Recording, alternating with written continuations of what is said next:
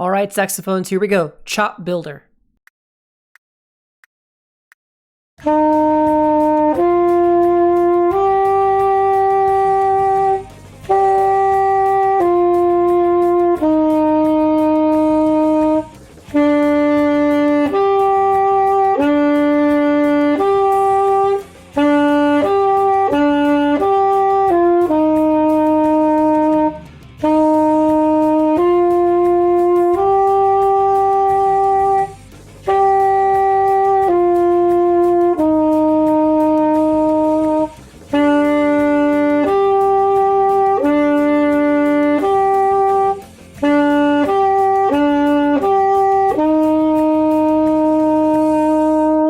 So the new note in this song is the E.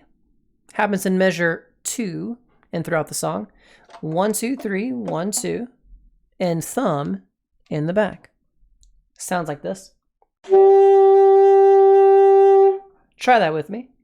When you go to play measure 5, 6, 7, and 8, those are pretty difficult slurs. Make sure you practice moving your fingers really fast.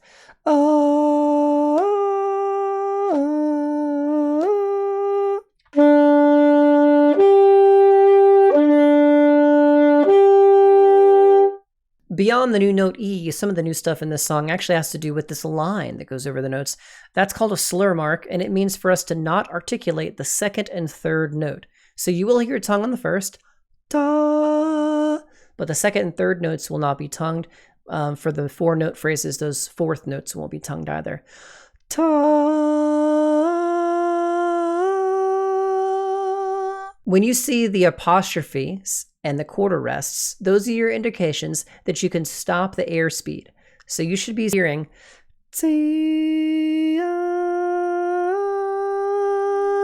breathe. Da,